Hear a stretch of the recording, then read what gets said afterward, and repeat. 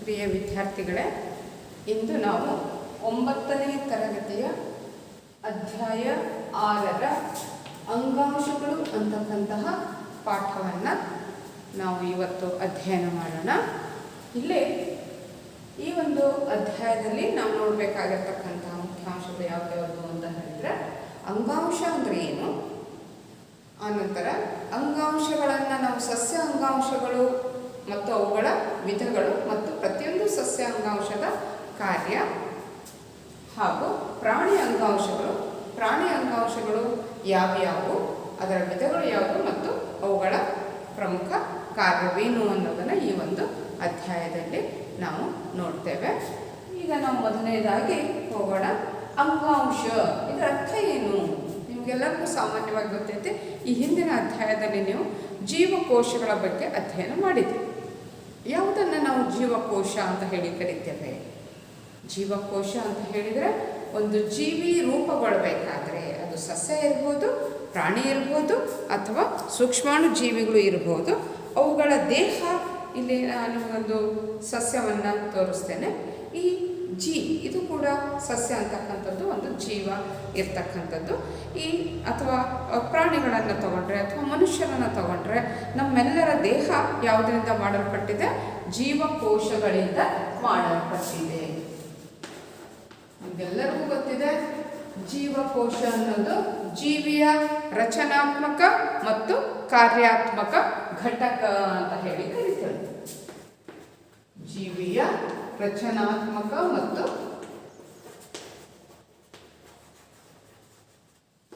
ಕಾರ್ಯಾತ್ಮಕ ಘಟಕ.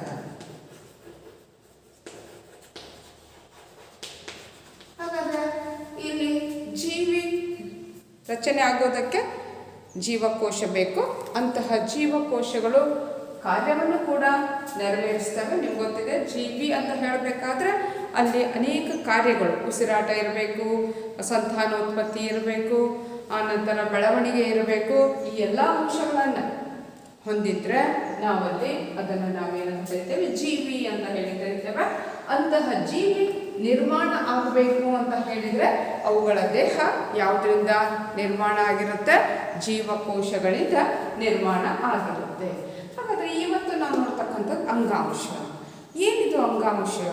ಇದು ಜೀವಕೋಶಗಳ ಗುಂಪು. ಎಂತಹ ಜೀವಕೋಶಗಳ ಗುಂಪು ಅಂತ ಹೇಳಿದರೆ, ಒಂದೇ ರೀತಿಯ ರಚನೆಯನ್ನು ಹೊಂದಿರತಕ್ಕಂತಹ ಮತ್ತು ನಿರ್ದಿಷ್ಟ ಕಾರ್ಯವನ್ನು ನಿರ್ವಹಿಸೋದಕ್ಕೆ, ಆ ಕಾರ್ಯವನ್ನು ಪೂರೈಸೋದಕ್ಕೆ ಒಟ್ಟಿಗೆ ಕೆಲಸ ಮಾಡುವ ಜೀವಕೋಶಗಳ ಗುಂಪಿಗೆ ನಾವೇನಂತ ಕರಿತೇವೆ? ಅಂಗಾಂಶ ಅಂತ ಹೇಳಿ ಕರಿತೇವೆ. ಎಲ್ಲರಿಗೂ ಅರ್ಥ ಆಯಿತು ಅಂದ್ಕೊಂಡಿದ್ದೇನೆ. ಒಂದು ಜೀವಿ ಅಂಗಾಂಶ ಅಂತ ಹೇಳಿದರೆ ಜೀವಿಯ ರಚನಾತ್ಮಕ ಮತ್ತು ಕಾರ್ಯಾತ್ಮಕ. ಇಲ್ಲಿ ನಾವು ಜೀವಕೋಶ ಹೇಳಬೇಕಾದ್ರೆ ಜೀವಿಯ ರಚನಾತ್ಮಕ ಮತ್ತು ಕಾರ್ಯಾತ್ಮಕ ಘಟಕ ಅಂತ ಹೇಳಿದ್ವಿ. ಅಂತಹ ಜೀವಿ ಅಂದರೆ ಒಂದೇ ರೀತಿಯ ರಚನೆಯನ್ನು ಹೊಂದಿರತಕ್ಕಂಥ ಮತ್ತು ಒಂದು ನಿರ್ದಿಷ್ಟ ಕಾರ್ಯವನ್ನು ಪೂರೈಸ್ತಕ್ಕಂತಹ ಯಾವುದರ ಗುಂಪು? ಜೀವಕೋಶಗಳ ಗುಂಪಿಗೆ ನಾವೇನಂತ ಕರಿತೇವೆ? ಅಂಗಾಂಶ. ಸರಿನಾ? ಹಾಗಾದರೆ ಅಂಗಾಂಶ ಅಂದರೆ ಏನು ಅಂತ ಗೊತ್ತಾದ ಮೇಲೆ ಅದರ ನೆಕ್ಸ್ಟು ನಾವು ಸಸ್ಯ ಅಂಗಾಂಶಗಳು ಮತ್ತು ಪ್ರಾಣಿ ಅಂಗಾಂಶಗಳ ಬಗ್ಗೆ ತಿಳ್ಕೊಳ್ಳೋಣ. ಇಲ್ಲಿ ಸಸ್ಯ ಅಂಗಾಂಶಗಳು ಮೊದಲನೇದಾಗಿ ನಾವು ನೋಡ್ತಕ್ಕಂಥದ್ದು ಸಸ್ಯ ಅಂಗಾಂಶ. ಇಲ್ಲಿ ಸಸ್ಯ ಅಂಗಾಂಶಕ್ಕೂ ಪ್ರಾಣಿ ಅಂಗಾಂಶಕ್ಕೂ ವ್ಯತ್ಯಾಸ ಏನು ಅನ್ನೋದನ್ನು ನಾವು ನೋಡೋಣ. ಸಸ್ಯ ಅಂಗಾಂಶಕ್ಕೂ ಮತ್ತು ಪ್ರಾಣಿ ಅಂಗಾಂಶಕ್ಕೂ ವ್ಯತ್ಯಾಸಗಳು. ಇಲ್ಲಿರ್ತಕ್ಕಂಥದ್ದು ಸಸ್ಯ ಅಂಗಾಂಶ, ನಾನು ಅಂತಕ್ಕಂಥದ್ದು ಇಲ್ಲಿ ಯಾವುದು? ಪ್ರಾಣಿ ಅಂಗಾಂಶ. ಹಾಗಾದರೆ ಇಲ್ಲಿ ಸಾಮಾನ್ಯವಾಗಿ ಸಸ್ಯ ಅಂಗಾಂಶಗಳು ಏನಾಗಿರ್ತವೆ ಅಂತ ಹೇಳಿದರೆ, ಇಲ್ಲಿ ಎಲ್ಲವೂ ಕೂಡ ಜೀವಂತ ಜೀವಕೋಶಗಳಿಂದ ಅಂತ ಹೇಳೋಕ್ಕಾಗೋದಿಲ್ಲ. ಮೃತ ಅಂಗಾಂಶಗಳನ್ನು ಕೂಡ ಇವು ಹೊಂದಿರ್ತವೆ. ಜೊತೆಗೆ ಇವುಗಳ ಬೆಳವಣಿಗೆ, ಈ ಅಂಗಾಂಶಗಳಲ್ಲಿ ಬೆಳವಣಿಗೆ ಅಂತಕ್ಕಂಥದ್ದು, ಸಸ್ಯಗಳಲ್ಲಿ ಬೆಳವಣಿಗೆ ಅಂತಕ್ಕಂಥದ್ದು ಕೆಲವು ಭಾಗಗಳಿಗೆ ಮಾತ್ರ ಸೀಮಿತ ಆಗಿರುತ್ತೆ. ಆದರೆ ಪ್ರಾಣಿ ಅಂಗಾಂಶಗಳಿಗೆ ನಾವು ಬಂದರೆ ಅವುಗಳು ಹೆಚ್ಚು ಎಲ್ಲವೂ ಕೂಡ ಜೀವಂತ ಅಂಗಾಂಶಗಳಾಗಿದ್ದು ಮತ್ತು ಏಕರೂಪ ಬೆಳವಣಿಗೆಯನ್ನು ಹೊಂದಿರ್ತವೆ. ಹೊಂದಿರ್ತವೆ. ದೇಹದ ಭಾಗಗಳು ಏಕರೂಪ ಬೆಳವಣಿಗೆಯನ್ನು ಹೊಂದಿರ್ತವೆ. ಇದು ಸಸ್ಯ ಅಂಗಾಂಶಕ್ಕೂ ಮತ್ತು ಪ್ರಾಣಿ ಅಂಗಾಂಶಕ್ಕೂ ಇರತಕ್ಕಂತಹ ಮುಖ್ಯ ವ್ಯತ್ಯಾಸ. ನಿಮ್ಗೆ ಗೊತ್ತಿದೆ, ಪ್ರಾಣಿಗಳು ಒಂದು ಕಡೆಯಿಂದ ಇನ್ನೊಂದು ಕಡೆಗೆ ಚಲಿಸ್ತವೆ, ಆದರೆ ಸಸ್ಯಗಳು ಒಂದು ಕಡೆಯಿಂದ ಇನ್ನೊಂದು ಕಡೆಗೆ ಚಲಿಸೋದಿಲ್ಲ. ಕೇವಲ ತಾವಿರ್ತಕ್ಕಂಥ ಭಾಗದಲ್ಲಿ ಏನು ಮಾಡ್ತವೆ, ಅವು ಬೆಳೀತಾವೆ. ಹಾಗಾದರೆ ಆ ಬೆಳವಣಿಗೆ ಅಂತಕ್ಕಂಥದ್ದು ಕೂಡ ಕೆಲವು ಭಾಗಗಳಿಗೆ ಮಾತ್ರ ಏನಾಗಿರುತ್ತೆ, ಸೀಮಿತ ಆಗಿರುತ್ತೆ. ಹಾಗಾದರೆ ಇಷ್ಟು ಸಸ್ಯ ಅಂಗಾಂಶ ಮತ್ತು ಪ್ರಾಣಿ ಅಂಗಾಂಶಕ್ಕಿರ್ತಕ್ಕಂಥ ವ್ಯತ್ಯಾಸಗಳನ್ನು ನಾವು ನೋಡಿದ್ವಿ. ಇನ್ನು ಅದರ ನೆಕ್ಸ್ಟು ನಾವು ನೋಡ್ತಕ್ಕಂಥದ್ದು ಸಸ್ಯ ಅಂಗಾಂಶಗಳು ಯಾವ್ಯಾವು ಮತ್ತು ಅವುಗಳ ವಿಧಗಳು ಯಾವ್ಯಾವು ಮತ್ತು ಅವುಗಳ ಕಾರ್ಯಗಳು ಏನು ಅನ್ನೋದನ್ನು ನಾವೀಗ ನೋಡಿ. ಹಾಗಾದರೆ ಈಗ ನಾವು ನೋಡ್ತಕ್ಕಂಥದ್ದು ಇಲ್ಲಿ ಸಸ್ಯ ಅಂಗಾಂಶಗಳು ಮತ್ತು ಅವುಗಳ ವಿಧಗಳನ್ನು ನಾವೀಗ ನೋಡ್ತಾ ಹೋಗೋಣ. ಸಸ್ಯ ಅಂಗಾಂಶಗಳನ್ನು ನಾವು ಡಿವೈಡ್ ಮಾಡ್ತೇವೆ. ಹೇಗೆ ಅಂತ ಹೇಳಿದ್ರೆ ವರ್ಧನ ಅಂಗಾಂಶ ಮತ್ತು ಶಾಶ್ವತ ಅಂಗಾಂಶ ಅಂತ ಹೇಳಿ. ವರ್ಧನ ಅಂಗಾಂಶ ಇದನ್ನು ಮತ್ತೆ ನಾವು ಡಿವೈಡ್ ಮಾಡ್ತೇವೆ. ತುದಿ ವರ್ಧನ, ಪಾರ್ಶ್ವವರ್ಧನ ಮತ್ತು ಅಂತರ್ಗೆಣ್ಣು ಅಂತ ಹೇಳಿ. ಇಲ್ಲಿ ನಾನೊಂದು ಸಸ್ಯವನ್ನು ನಿಮಗೆ ತೋರಿಸ್ತಾ ಹೇಳ್ತಾ ಹೋಗ್ತೇನೆ. ಇಲ್ಲಿ ವರ್ಧನ ಅಂಗಾಂಶ, ವರ್ಧಿಸು ಮೀನ್ಸ್ ಅದು ಹೆಚ್ಚಿಸುತ್ತೆ. ಏನನ್ನ ಹೆಚ್ಚಿಸುತ್ತೆ ಅಂತ ಹೇಳಿದರೆ ಆ ಒಂದು ಸಸ್ಯದ ಉದ್ದ ಮತ್ತು ಗಾತ್ರವನ್ನು ಏನು ಮಾಡುತ್ತೆ, ಹೆಚ್ಚಿಸುತ್ತೆ. ಅಂತಹ ಅಂಗಾಂಶವನ್ನು ನಾವು ಕರಿತೇವೆ ವರ್ಧನ ಅಂಗಾಂಶ. ಹಾಗಾದರೆ ವರ್ಧನ ಅಂಗಾಂಶದಲ್ಲಿ ಮತ್ತೆ ನಾನು ಹೇಳಿದೆ, ಒಂದನೇದ್ದು ತುದಿ ವರ್ಧನ, ಎರಡನೇದ್ದು ಪಾರ್ಶ್ವವರ್ಧನ, ಮೂರನೇದ್ದು ಅಂತರ್ಗೆಣ್ಣು ಅಂತ ಹೇಳಿ. ಇದೊಂದು ಬಳ್ಳಿ ಇದು. ಇಲ್ಲಿ ಅದರ ತುದಿಯನ್ನು ನೀವು ಗಮನಿಸಿದರೆ ತುದಿಗಳಲ್ಲಿ ಅದರ ಉದ್ದ ಹೆಚ್ಚಾಗ್ತಾ ಅಂದರೆ ಅದು ತುದಿ ಭಾಗದಲ್ಲಿ ಏನಾಗ್ತಾ ಹೋಗುತ್ತೆ, ಬೆಳೀತಾ ಹೋಗುತ್ತೆ. ಅದೇ ರೀತಿ ಬೇರಿನಲ್ಲೂ ಕೂಡ ತುದಿ ವರ್ಧನ ಕಂಡು ಬರುತ್ತೆ. ಎಲ್ಲಿ ಅಂತ ಹೇಳಿದರೆ ಅದು ಆ್ಯಕ್ಚುಲಿ ಏನು ಮಾಡುತ್ತೆ, ಸಾಮಾನ್ಯವಾಗಿ ತುದಿ ಅಂತ ಹೇಳಿದರೆ ಕಾಂಡದ ತುದಿ ಮತ್ತು ಬೇರಿನ ತುದಿಗಳಲ್ಲಿ ಅದು ಕಂಡುಬರುತ್ತೆ. ಹೆಸರೇ ಹೇಳೋ ಹಾಗೆ ತುದಿ ವರ್ಧನ ಅಂಗಾಂಶವು ಕಾಂಡ ಮತ್ತು ಬೇರು. ನಾವು ಬೇರನ್ನು, ಒಂದು ಗಿಡವನ್ನು ಕಿತ್ತು ನೋಡಿದಾಗ ಅದರ ಬೇರಿನಲ್ಲೂ ಕೂಡ ಏನು ಕಂಡುಬರುತ್ತೆ, ನಮಗೆ ತುದಿ ವರ್ಧನ ಅಂಗಾಂಶ ಕಂಡುಬರುತ್ತೆ. ಆ ಬೇರು ಕೂಡ ಬೆಳೀತಾ ಹೋಗುತ್ತಲ್ಲ, ಟೋಟಲಿ ಬೆಳವಣಿಗೆಯನ್ನು ಹೊಂದತಕ್ಕಂತಹ ಅಂಗಾಂಶ ಯಾವುದು, ವರ್ಧನ ಅಂಗಾಂಶ. ಇಲ್ಲಿ ಕಾಂಡದ ಕಾಂಡದಲ್ಲಿ ಇರ್ತಕ್ಕಂಥದ್ದು ಕಾಂಡದ ಎತ್ತರವನ್ನು ಹೆಚ್ಚಿಸುತ್ತೆ.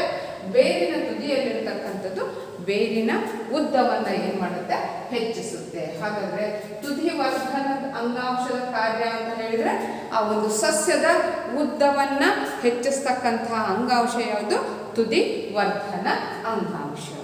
ಎರಡನೇದು ಪಾರ್ಶ್ವವರ್ಧನ ಅಂಗಾಂಶ.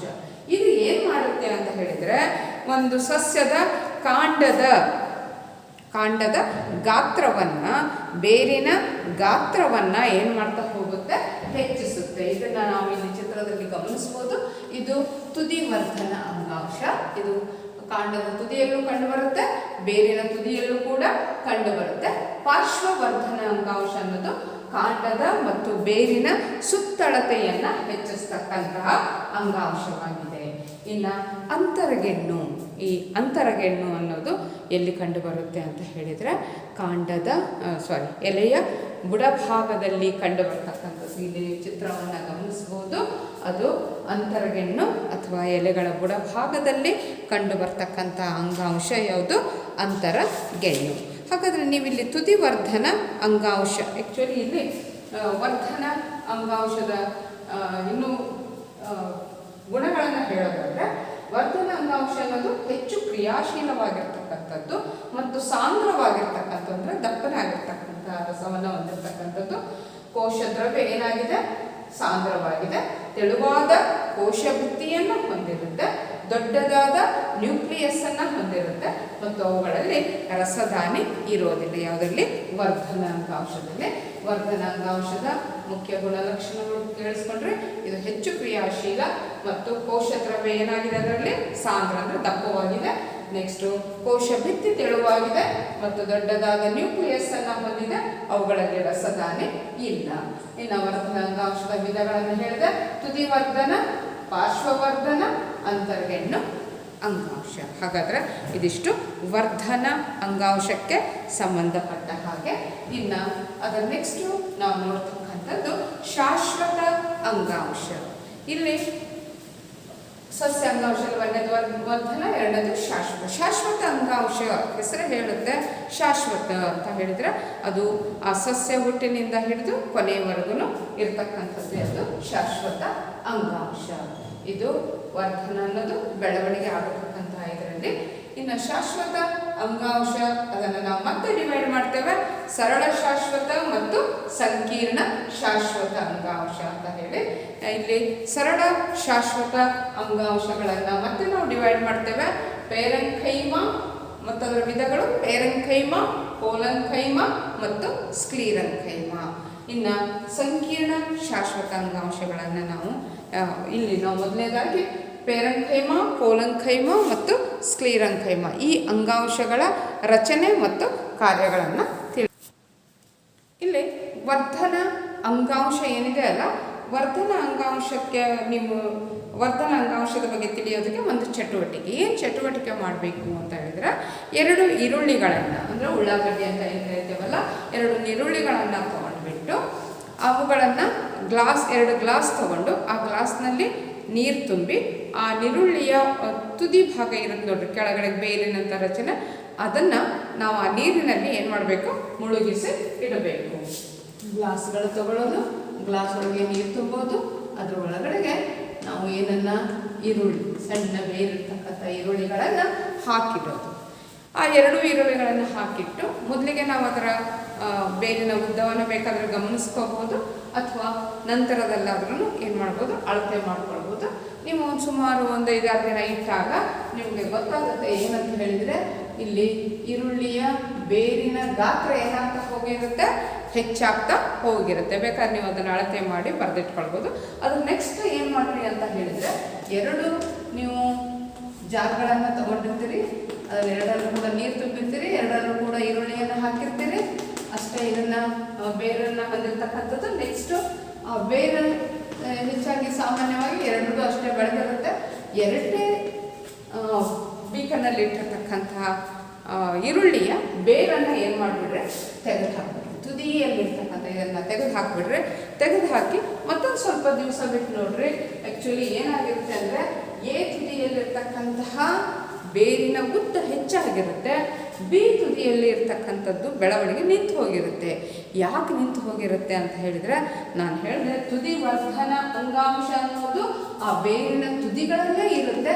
ಅದನ್ನೇ ನೀವು ಕಟ್ ಮಾಡಿ ಹಾಕಿದ್ರಿ ಅಂತ ಹೇಳಿದರೆ ಅದರ ಬೆಳವಣಿಗೆ ಏನಾಗಿ ಹೋಗುತ್ತೆ, ನಿಂತು ಹೋಗುತ್ತೆ. ಹಾಗಾದರೆ ಇಲ್ಲಿ ವರ್ಧನ ಅಂಗಾಂಶ, ತುದಿ ವರ್ಧನ ಅಂಗಾಂಶವನ್ನು ನೀವು ಅದನ್ನು ನೋಡಬೇಕು ಅಂತ ಹೇಳಿದರೆ ಈ ಒಂದು ಚಟುವಟಿಕೆಯನ್ನು ಮಾಡಿ ನೋಡ್ಬೋದು.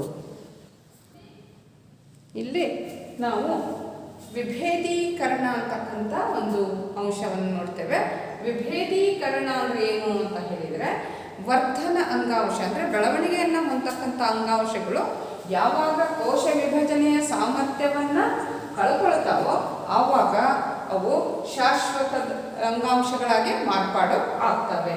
ಅಂದರೆ ಶಾಶ್ವತವಾದ ರೂಪ, ಗಾತ್ರ, ನಿರ್ದಿಷ್ಟ ಕಾರ್ಯವನ್ನು ನಿರ್ವಹಿಸುವ ಸಾಮರ್ಥ್ಯವನ್ನು ಪಡೆದುಕೊಳ್ಳುವ ವಿಧಾನಕ್ಕೆ ನಾವು ಹೇಳ್ತೇವೆ ವಿಭೇದೀಕರಣ. ಅಂದರೆ ಇಲ್ಲಿರ್ತಕ್ಕಂಥದ್ದು ಏನು ಅಂತ ಹೇಳಿದರೆ, ವರ್ಧನ ಅಂಗಾಂಶ ತದನಂತರದಲ್ಲಿ ಏನಾಗಿ ಮಾರ್ಪಾಡಾಗುತ್ತೆ, ಶಾಶ್ವತ ಅಂಗಾಂಶವಾಗಿ ಮಾರ್ಪಾಡಾಗುತ್ತೆ.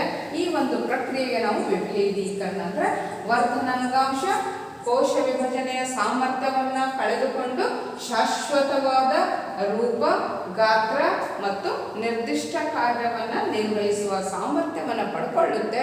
ಇದನ್ನು ನಾವೇನಂತ ಕರಿತೇವೆ, ವಿಭೇದೀಕರಣ ಅಂತ ಹೇಳಿ ಕರ್ಕೊಳ್ತೇವೆ. ಅದ್ರ ನೆಕ್ಸ್ಟು ಅದೇ ಯಾವುದು ವರ್ಧನ ಅಂಗಾಂಶ ಏನಾಗುತ್ತೆ, ಶಾಶ್ವತ ಅಂಗಾಂಶವಾಗಿ ಮಾರ್ಪಾಡಾಗುತ್ತೆ. ಈ ಶಾಶ್ವತ ಅಂಗಾಂಶವನ್ನು ಮತ್ತೆ ನಾವು ಡಿವೈಡ್ ಮಾಡ್ತೇವೆ, ಸರಳ ಶಾಶ್ವತ ಮತ್ತು ಸಂಕೀರ್ಣ ಶಾಶ್ವತ ಅಂಗಾಂಶ ಅಂತ ಹೇಳಿ ನಾವು ಅದನ್ನು ಡಿವೈಡ್ ಮಾಡ್ತೇವೆ. ಇಲ್ಲಿ ಸರಳ ಶಾಶ್ವತದಲ್ಲಿ ನಾವು ಯಾವುದು ಪೇರಂಖೈಮ, ಕೋಲಂಖೈಮ ಮತ್ತು ಸ್ಕ್ಲೀರಂಖೈಮ ಅಂಗಾಂಶಗಳನ್ನು ನಾವಲ್ಲಿ ನೋಡ್ತೇವೆ. ಆ್ಯಕ್ಚುಲಿ ಇಲ್ಲೊಂದು ಪೇರಂಖೈಮ ಅಂತಕ್ಕಂಥದ್ದು ಒಂದು ಶಾಶ್ವತ ಅಂಗಾಂಶವೇ. ಇದು ತೆಳುವಾದ ಕೋಶ ಭಿತ್ತಿಯನ್ನು ಹೊಂದಿರತಕ್ಕಂಥದ್ದು. ಮತ್ತು ಈ ಒಂದು ಪೇರಂಖೈಮಾದಲ್ಲಿ ಏನಾಗುತ್ತೆ ಅಂತ ಹೇಳಿದರೆ, ಈಗ ನಾವು ಪೇರಂಖೈಮ ಸರಳ ಶಾಶ್ವತ ಅಂಗಾಂಶವಾಗಿರ್ತಕ್ಕಂಥ ಪೇರಂಖೈಮ ಹೇಗಿರುತ್ತೆ ಅನ್ನೋದನ್ನು ಅಥವಾ ಎಲ್ಲಿರುತ್ತೆ ಅಂತ ಹೇಳಿದರೆ, ಸಾಮಾನ್ಯವಾಗಿ ಸಸ್ಯ ದೇಹದ ಮೃದು ಭಾಗದಲ್ಲಿ, ಮೆತ್ತಗಿರ್ತಕ್ಕಂಥ ಭಾಗದಲ್ಲಿ, ಹೂವು ಮೆತ್ತಗಿರುತ್ತೆ, ಎಲೆನೂ ಮೆತ್ತಗಿರುತ್ತೆ, ಇಂತಹ ಮೃದು ಭಾಗಗಳಲ್ಲಿ ಕಂಡುಬರುತ್ತೆ ಯಾವುದು ಪೇರಂಖೈಮ. ಇದರ ಜೀವಕೋಶಗಳು ಹೇಗಿರ್ತವೆ ಅಂತ ಹೇಳಿದರೆ, ಅವುಗಳ ಕೋಶ ಭಿತ್ತಿ ತುಂಬ ತೆಳುವಾಗಿರ್ತಕ್ಕಂಥ ಕೋಶ ಭಿತ್ತಿಯನ್ನು ಹೊಂದಿರ್ತವೆ. ಜೊತೆಗೆ ಇಲ್ಲಿ ಪೇರಂಖೈಮ ಅಂಗಾಂಶದ ಕೆಲಸ ಏನು ಅಂತ ಹೇಳಿದರೆ, ಇದು ಸಸ್ಯ ದೇಹಕ್ಕೆ ಆಧಾರವನ್ನು ಕೊಡುತ್ತೆ.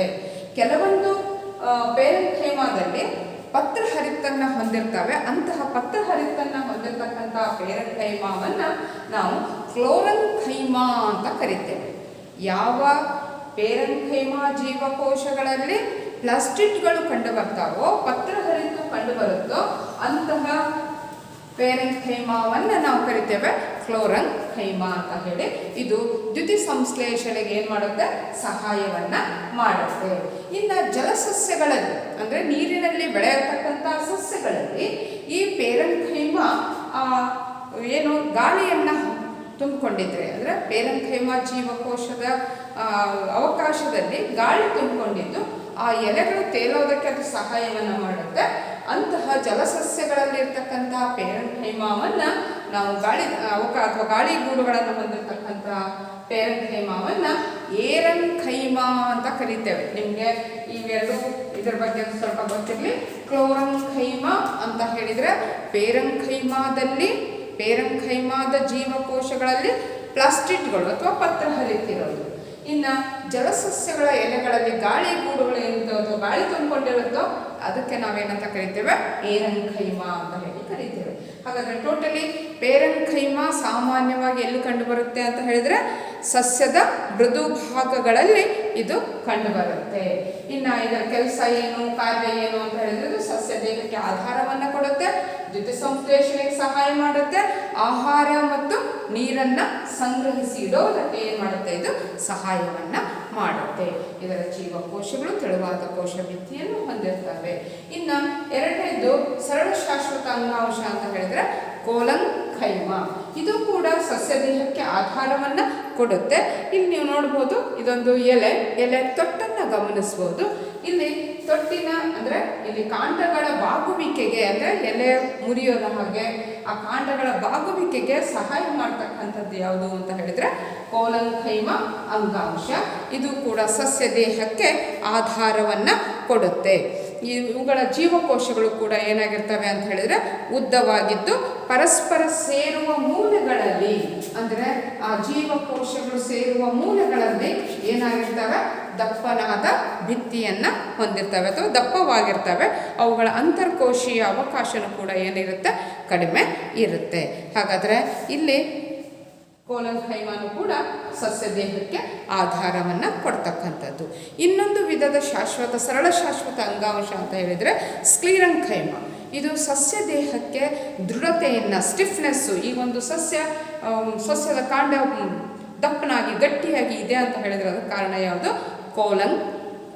ಸ್ಕ್ಲೀರಂಖೈಮ. ಇನ್ನೊಂದು ಸರಳ ಶಾಶ್ವತ ಅಂಗಾಂಶ ಯಾವುದು, ಸ್ಕ್ಲೀರಂಖೈಮ. ಪೇರಂಖೈಮ, ಕೋಲಂಖೈಮ ಮತ್ತು ಸ್ಕ್ಲೀರಂಖೈಮ. ಆ್ಯಕ್ಚುಲಿ ಇಲ್ಲಿ ಸ್ಕ್ಲೀರಂಖೈಮ ಅನ್ನೋದು ಸಸ್ಯ ದೇಹವನ್ನು ದೃಢವಾಗಿಸುತ್ತೆ, ಅಂದರೆ ಗಟ್ಟಿಯಾಗಿ ಬೆಳೆಯೋದಕ್ಕೆ ಮತ್ತು ಗಡುಸಾಗಿ ಇರೋದಕ್ಕೆ ಅದು ಸಹಾಯವನ್ನು ಮಾಡುತ್ತೆ. ನಾವು ಸಾಮಾನ್ಯವಾಗಿ ತೆಂಗಿನ ಸಿಪ್ಪೆ ನೋಡಿರ್ತೀರ ನೀವು, ಆ ತೆಂಗಿನಕಾಯಿಯ ಸಿಪ್ಪೆಯಲ್ಲಿರ್ತಕ್ಕಂಥದ್ದು, ತೆಂಗಿನ ಚಿಪ್ಪಿನಲ್ಲಿರ್ತಕ್ಕಂಥದ್ದು ಯಾವುದು, ಸ್ಕ್ಲೀರಂಖೈಮ. ಹಾಗಾದರೆ ಇಲ್ಲಿ ಈ ಜೀವಕೋಶಗಳು, ಸ್ಕ್ಲೀರಂಖೈಮಾದ ಜೀವಕೋಶಗಳು ಹೆಂಗಿರ್ತವೆ ಅಂತ ಹೇಳಿದ್ರು, ನೀಳವಾಗಿದ್ದು ಆನಂತರ ಕಿರಿದಾಗಿದ್ದು ಅವುಗಳ ಕೋಶ ಭಿತ್ತಿ ಲಿಗ್ನಿನ್ ಎಂಬತಕ್ಕಂತಹ ರಾಸಾಯನಿಕಗಳಿಂದ ಏನಾಗಿರುತ್ತೆ, ಮಾಡಲ್ಪಟ್ಟಿರ್ತಕ್ಕಂಥದ್ದಾಗಿರುತ್ತೆ. ಹೀಗಾಗಿ ಅದರ ಕೋಶ ಭಿತ್ತಿ ಭಯಂಕರ ಗಟ್ಟಿಯಾಗಿರುತ್ತೆ ಅಥವಾ ದಪ್ಪನಾಗಿರುತ್ತೆ. ಎಷ್ಟು ದಪ್ಪ ಅಂತ ಹೇಳಿದರೆ ಜೀವಕೋಶದೊಳಗೆ ಕೋಶೀಯ ಅವಕಾಶಕ್ಕೆ ಜಾಗನೇ ಇಲ್ಲ, ಅಷ್ಟು ದಪ್ಪನಾದ ಕೋಶ ಭಿತ್ತಿಯನ್ನು ಇವು ಹೊಂದಿರ್ತವೆ. ಈ ಅಂಗಾಂಶ ಕಾಂಡದಲ್ಲಿ ನಾಳಕೂರ್ಚಗಳ ಸುತ್ತ, ನಿಮಗೆ ನಾಳಕೂರ್ಚಗಳು ಅಂದರೆ ಏನು ಅಂತ ಮುಂದಿನ ಇದರಲ್ಲಿ ಹೇಳ್ತೇನೆ. ಇಲ್ಲಿ ಝೈಲಮ್ ಮತ್ತು ಫ್ಲೋಯಮ್ ಗೊತ್ತಿದೆ, ಇವು ವಾಹಕ ಅಂಗಾಂಶಗಳು ಅಂತ ಹೇಳಿ ಕರಿತೇವೆ ನಾವು. ನೀರನ್ನು ಮತ್ತು ಆಹಾರವನ್ನು ಸಾಗಿಸ್ತಕ್ಕಂಥ ಸಸ್ಯ ಅಂಗಾಂಶಗಳಿಗೆ ನಾವು ಫ್ಲೋಯಮ್ ಮತ್ತು ಝೈಲಮ್ ಒಟ್ಟಾಗಿದ್ದರೆ ಅದನ್ನು ನಾಳಕೂರ್ಚ ಅಂತ ಹೇಳಿ ಕರಿತೇವೆ. ಈ ನಾಳಕೂರ್ಚಗಳ ಸುತ್ತ ಎಲೆಗಳ ನಾರು ಮತ್ತು ಬೀಜಗಳು, ಈಗ ಉದಾಹರಣೆಗೆ ಶೇಂಗಾ ನೀವು ತಗೊಳ್ತೀರಿ, ಆ ಶೇಂಗಾದ ಸುತ್ತಲಿನ ಏನು ಕವಚ ಇದೆ ಅಲ್ಲ, ಅದು ಕಾಯಿಗಳ ಗಟ್ಟಿಯಾದ ಕವಚಗಳಲ್ಲಿ ಯಾವುದು ಕಂಡುಬರುತ್ತೆ? ಸ್ಕ್ಲೀರೆಂಕೈಮ ಕಂಡುಬರುತ್ತೆ. ಹಾಗಾದರೆ ಸಸ್ಯ ದೇಹಕ್ಕೆ ಆಧಾರವನ್ನು ಕೊಡ್ತಕ್ಕಂಥದ್ದು, ಗಡುಸುತನವನ್ನು ಕೊಡ್ತಕ್ಕಂಥದ್ದು ಅಂತ ಹೇಳಿದರೆ ಯಾವುದು? ಸ್ಕ್ಲೀರೆಂಕೈಮ ಅಂಗಾಂಶ. ಈ 3 ಅಂಗಾಂಶಗಳು ಸರಳ ಶಾಶ್ವತ ಅಂಗಾಂಶದಲ್ಲಿ ಬರ್ತವೆ: ಪೇರೆಂಕೈಮ, ಕೋಲಂಕೈಮ ಮತ್ತು ಸ್ಕ್ಲೀರೆಂಕೈಮ. ಇನ್ನೊಂದ್ಸರಿ ನಿಮ್ಗೆ ಹೇಳ್ತೇನೆ. ಇಲ್ಲಿ ವಿಭೇದೀಕರಣ ಅಂತ ಹೇಳಿದರೆ ವರ್ಧನ ಅಂಗಾಂಶ ಕೋಶ ವಿಭಜನಾ ಸಾಮರ್ಥ್ಯವನ್ನು ಕಳೆದುಕೊಂಡು ಶಾಶ್ವತವಾದ ರೂಪ, ಗಾತ್ರ ಮತ್ತು ನಿರ್ದಿಷ್ಟ ಕಾರ್ಯವನ್ನು ನಿರ್ವಹಿಸುವುದಕ್ಕೆ ನಾವೇನಂತ ಕರಿತೇವೆ? ವಿಭೇದೀಕರಣ ಅಂತ ಹೇಳಿ ಕರಿತೇವೆ. ಆಗ ಏನಾಗುತ್ತೆ ಅಂತ ಹೇಳಿದರೆ ವರ್ಧನ ಅಂಗಾಂಶ ಶಾಶ್ವತ ಅಂಗಾಂಶವಾಗಿ ಮಾರ್ಪಾಡನ್ನು ಹೊಂದುತ್ತೆ. ಅದರಲ್ಲಿ ನಾವು ಸರಳ ಶಾಶ್ವತ ಮತ್ತು ಸಂಕೀರ್ಣ ಶಾಶ್ವತ ಅಂಗಾಂಶಗಳು ಅಂತ ನೋಡ್ತೇವೆ. ಇವತ್ತು ಸರಳ ಶಾಶ್ವತ ಅಂಗಾಂಶದ ಬಗ್ಗೆ ನಾವು ನೋಡಿದ್ವಿ. ಸರಳ ಶಾಶ್ವತ ಅಂಗಾಂಶದಲ್ಲಿ ಪೇರೆಂಕೈಮ, ಕೋಲಂಕೈಮ, ಸ್ಕ್ಲೀರೆಂಕೈಮ. ಪೇರೆಂಕೈಮದ ಜೀವಕೋಶಗಳು ಹೆಂಗಿರ್ತವೆ, ಕೋಲಂಕೈಮದ ಜೀವಕೋಶಗಳು ಹೆಂಗಿರ್ತವೆ, ಸ್ಕ್ಲೀರೆಂಕೈಮದ ಜೀವಕೋಶಗಳು ಹೆಂಗಿರ್ತವೆ, ಅವುಗಳಿಗಿರ್ತಕ್ಕಂಥ ವ್ಯತ್ಯಾಸಗಳನ್ನು ನೀವು ನೋಡ್ತಾ ಹೋದರೆ ಮತ್ತು ಪೇರೆಂಕೈಮವನ್ನು ನಾವು ಗಮನಿಸಬೇಕಾದ್ರೆ ಇದು ಅಲ್ಲಿ ಕ್ಲೋರಂಕೈಮ ಮತ್ತು ಏರೆಂಕೈಮ ಅಂದರೆ ಏನು ಅನ್ನೋದನ್ನು ಅರ್ಥ ಮಾಡಿಕೊಡ್ರಿ. ಏರೆಂಕೈಮ ಅಂದರೆ ಜಲಸಸ್ಯಗಳಲ್ಲಿ ಇರ್ತಕ್ಕಂಥ ಪೇರೆಂಕೈಮ, ಅದರೊಳಗಡೆ ಗಾಳಿ ತುಂಬಿಕೊಂಡು ಆ ಎಲೆಗಳು ಆ ಸಸ್ಯ ದೇಹ ಮೇಲೆ ನೀರಿನ ಮೇಲೆ ತೇಲೋದಕ್ಕೆ ಸಹಾಯವನ್ನು ಮಾಡಿದರೆ ಅದನ್ನು ಏರೆಂಕೈಮ ಅಂತ ಕರಿತೇವೆ. ಯಾವ ಪೇರೆಂಕೈಮದಲ್ಲಿ ಪತ್ರ ಹರಿತಿದ್ದು ಅದು ದ್ಯುತಿ ಸಂಶ್ಲೇಷಣೆಗೆ ಸಹಾಯ ಮಾಡ್ತು ಅಂತ ಹೇಳಿದ್ರೆ ಅದನ್ನು ಕ್ಲೋರಂಕೈಮ ಅಂತ ಹೇಳಿ ನಾವು ಕರಿತೇವೆ. ಇನ್ನು ಕೋಲಂಕೈಮಕ್ಕೆ ಬಂದರೆ ನಿಮ್ಗೆ ಗೊತ್ತಿದೆ, ಇದು ಕೂಡ ಸಸ್ಯ ದೇಹಕ್ಕೆ ಆಧಾರವನ್ನು ನೀಡತಕ್ಕಂಥ ಒಂದು ಸರಳ ಶಾಶ್ವತ ಅಂಗಾಂಶ. ಇನ್ನು ಸ್ಕ್ಲೀರೆಂಕೈಮ ಅಂತ ಹೇಳಿದರೆ ಒಂದು ಸಸ್ಯ ದೇಹಕ್ಕೆ ದೃಢತೆಯನ್ನು, ಸಾಮಾನ್ಯವಾಗಿದ್ದು ಗಟ್ಟಿ ಕಾಂಡ ಅಂದರೆ ಆ ಸಸ್ಯ ದೇಹಕ್ಕೆ ಸ್ಟಿಫ್ನೆಸ್ಸನ್ನು, ಈಗ ನೀವು ನೋಡಿರ್ಬೋದು ಬಳ್ಳಿ, ಎಲೆ ಬಳ್ಳಿಗಳನ್ನು ನೋಡಿರ್ತೀರಿ, ಅಲ್ಲಿ ಏನಿಲ್ಲ, ಸ್ಟಿಫ್ನೆಸ್ ಇಲ್ಲ, ಅಂದರೆ ಅದರಲ್ಲಿ ಏನಿಲ್ಲ, ಸ್ಕ್ಲೀರೆಂಕೈಮದ ಪ್ರಮಾಣ ಏನಾಗಿದೆ? ಕಡಿಮೆ ಇದೆ. ಯಾವುದು ದೊಡ್ಡದಾಗಿ ಮರಗಳಾಗಿ ದಪ್ಪ ದಪ್ಪ ಒಡ್ಡೆಗಳನ್ನು ಹೊಂದಿ ಬೆಳೀತಾವಲ್ಲ, ಅದರಲ್ಲಿ ಹೆಚ್ಚೆಚ್ಚು ಏನಿರುತ್ತೆ? ಸ್ಕ್ಲೀರೆಂಕೈಮ. ಹಾಗಾದರೆ ಸ್ಕ್ಲೀರೆಂಕೈಮ ಅಂಗಾಂಶ ಅನ್ನೋದು ಸಸ್ಯ ದೇಹಕ್ಕೆ ದೃಢತೆಯನ್ನು ಕೊಡುತ್ತೆ. ಇನ್ನು ಅದರ ನೆಕ್ಸ್ಟು ನಾವು ನೋಡ್ತಕ್ಕಂಥದ್ದು ಮುಂದಿನ ತರಗತಿಯಲ್ಲಿ, ಮುಂದಿನ ಕ್ಲಾಸ್ನಲ್ಲಿ ನಾವು ಸಂಕೀರ್ಣ ಶಾಶ್ವತ ಅಂಗಾಂಶಗಳು ಯಾವ್ಯಾವು ಮತ್ತು ಅವುಗಳ ಕಾರ್ಯ ಏನು ಮತ್ತು ಪ್ರಾಣಿ ಅಂಗಾಂಶಗಳು ಯಾವ್ಯಾವು ಅದರ ಬಗ್ಗೆ ಮುಂದಿನ ತರಗತಿಯಲ್ಲಿ ನೋಡೋಣ.